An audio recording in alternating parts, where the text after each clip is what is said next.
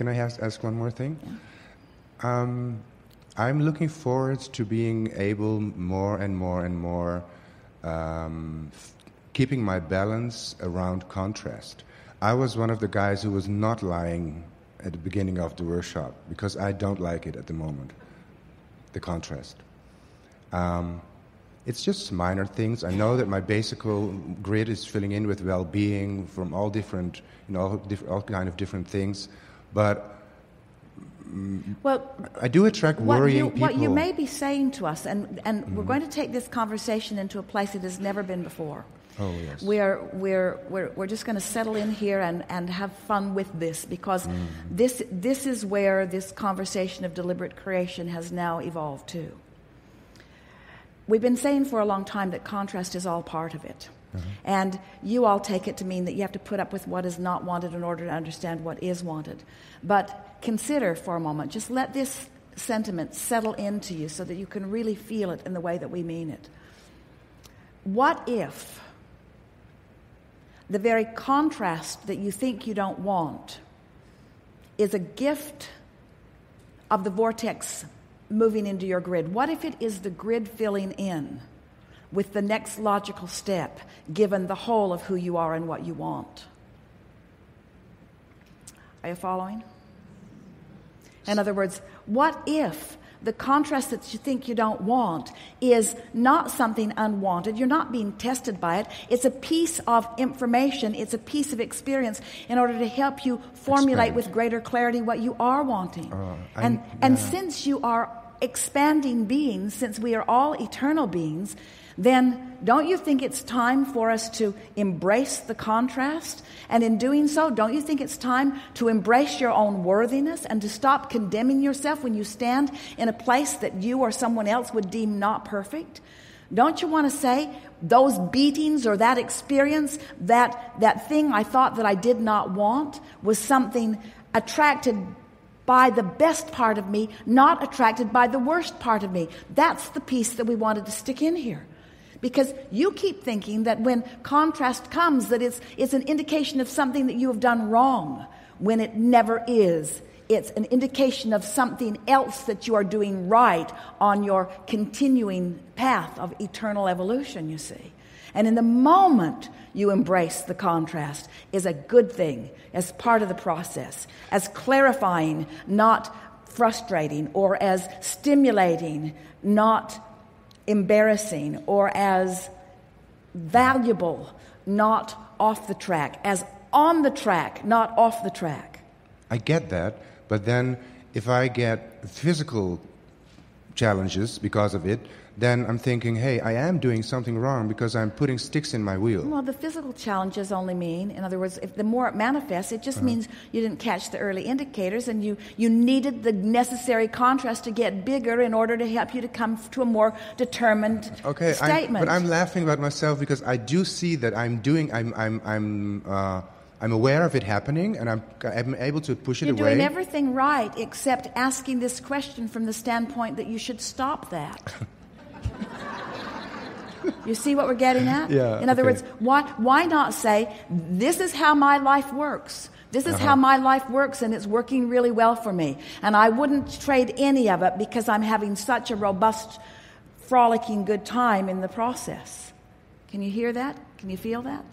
Somebody convinced you along your physical trail that you are here and that you ought to be over there and that you should go directly there and you should do it now, and if you don't, there's something wrong with you. And that was a flawed premise. Because the actuality of it, what you knew from your broader non-physical perspective, is here you are, and blessed that is over there, and oh, is it ever going to be joyful on your way over there? Joyful, Abraham? What if I have to go through unwanted things? What if I have sadness? What if I have sickness? What if I experience unwanted things? That doesn't sound very much like deliberate creation. Sounds like focusing to us. And what if it is? Sounds like defining to us. Sounds like clarifying to us. Sounds like launching new rockets Absolutely. to us. Sounds like the reason that you came into this experience to us. You didn't say, I'll go, but I want to go into a feathered nest. Feather my nest and then I'll go. But I'll be bored, but I'll get over it. But Abraham, I know all that. We know you know. Yeah, but there's something you don't know. Let's figure out what it is. What if it's not my contrast, but if it's the people around me that are having contrast, and they wanting to hear my version of dealing with the contrast, and then when I tell them how to deal with the contrast, they don't want to listen to it because they want me to commiserate, and then I retreat myself from it, and then they are pissed off with me because I'm not a commiserating person that I used to be. I used to be so empathetic, and now I'm so disappointing to my parents because I'm not listening to their agony anymore, and I love them very much, and I get so tired. Everyone's relating. So here's our question to you. And then people think I'm cold, egoistical, and egoist. And I say, yeah, I am. And I'm enjoying it. See ya. Which is fine with colleagues or with people that are not my close friends. There's my a mother, very big piece of this that you're leaving out of your explanation. But you're going to give it to me now. Yeah.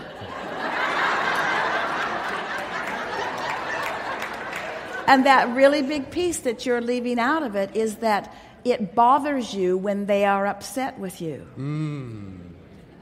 How can I stop that? Therefore, you're not where you think you are.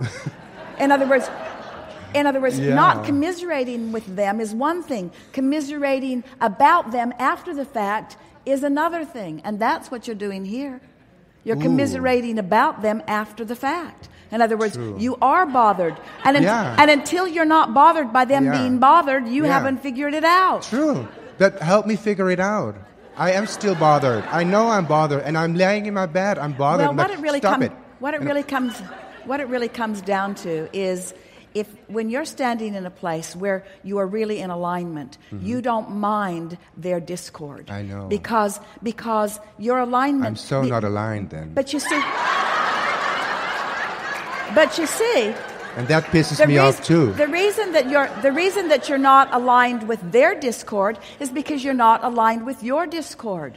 The whole reason that it irritates you is because what they do takes you out of your alignment. True, yeah. And so that's this is what this whole last segment has been about, is making peace with wherever you are. Yeah. Stop the judgment on yourself. And in the moment that you stop the judgment about the rightness or the wrongness of where you are, then you'll be able to be more forgiving relative to where they are. And once you get that little piece into it, in other words, you'll actually look forward to a meaty conversation that will take you into another place of clarity. And you'll find yourself, you'll almost be saying, come on, bring it to me, give me your best punches, give me your best whatever you've got, because I'm standing here in this place of such alignment that you will not take me off my vibrational steadiness no matter what's going on with you. In other words, I'm going to be the one that dominates the vibration here.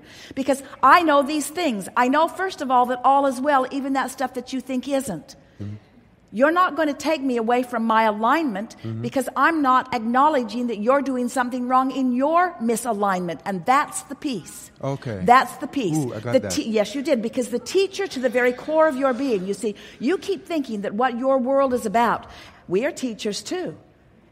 You keep thinking that what your world is about is bringing everyone to a perfect place where there will no longer be any discord, or where there will never be any negative emotion, or where they will not voice their negative emotion to you. That if they're voicing their negative emotion to you, then it is symptomatic of what's wrong with them and therefore what's wrong with you. Right. But what about a teacher that is standing in a place of attracting those who are wanting the next and the next and the next and the next and the next? You have to make peace with their discord, but before you can make peace with their discord, you have to make peace with your discord. And that's what we've been talking about all day here today. It's not a wrong thing to feel negative emotion. Oh, I am so upset that I have sensors in my hands that tell me about this hot stove. As soon as I get away from this hot stove, and as soon as the skin grows back, I'm going to have asbestos pads sewn to the palm of my hands and to my side also, because never again is this hot stove going to bother me. And I'm also, to make it less painful, I'm going to inject some painkiller, some Novocaine or something into my hands so that this is not such an uncomfortable thing. Or we say, here's a really good idea, you could not touch a hot stove. Stove, I condemn you for your hotness. You need to cease to be, because I can't control myself. I cannot control myself. Therefore, you need to cease being hot. Because if you weren't hot, I could never get hurt. If you weren't negative, I could never feel negative emotion. But So- I can learn to keep my distance. I can benefit by the stove.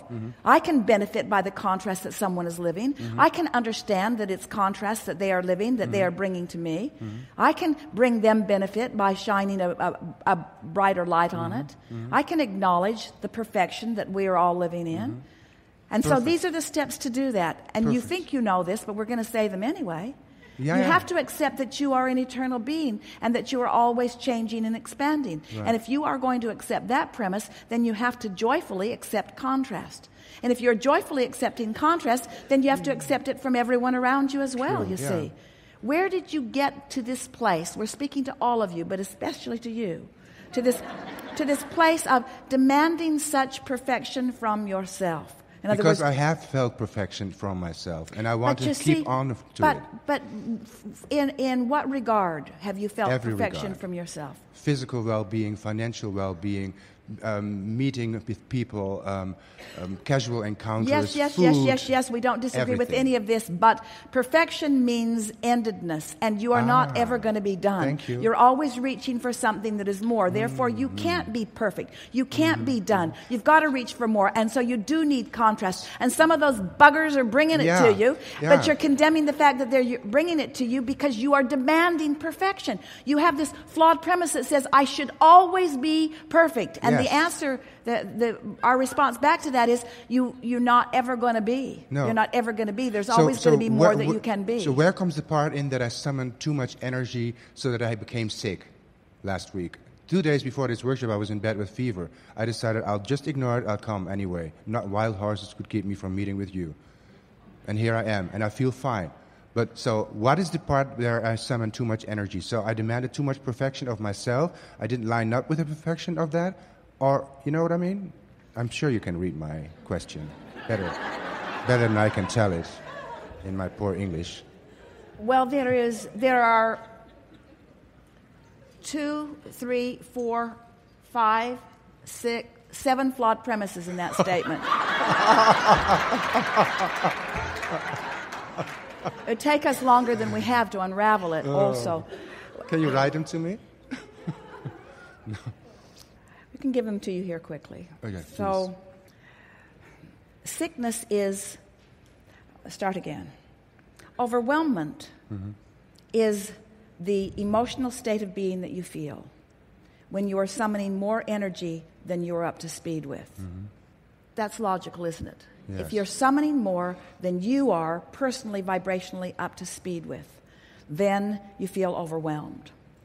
When that overwhelmment causes you to focus your attention upon other factors or other people that you are then blaming for the overwhelmment, then it begins a momentum that equals sickness.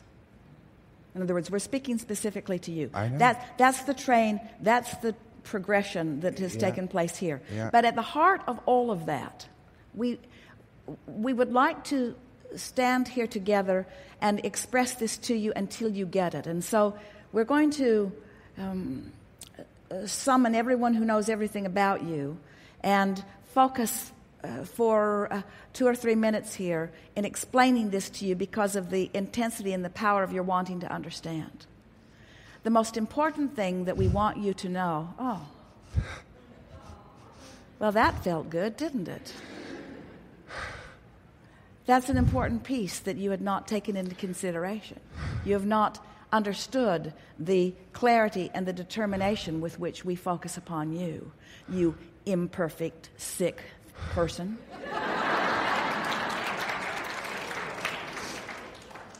You can't get sick enough or flawed enough or imperfect enough to cease being the object of our attention, you see. And that's what you wish for others, you see. And you cannot get us. You can argue with us. You are our favorite arguing friend.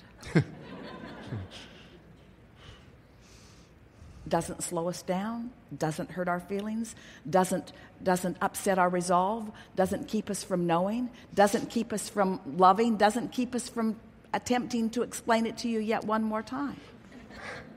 That was a really good piece for you.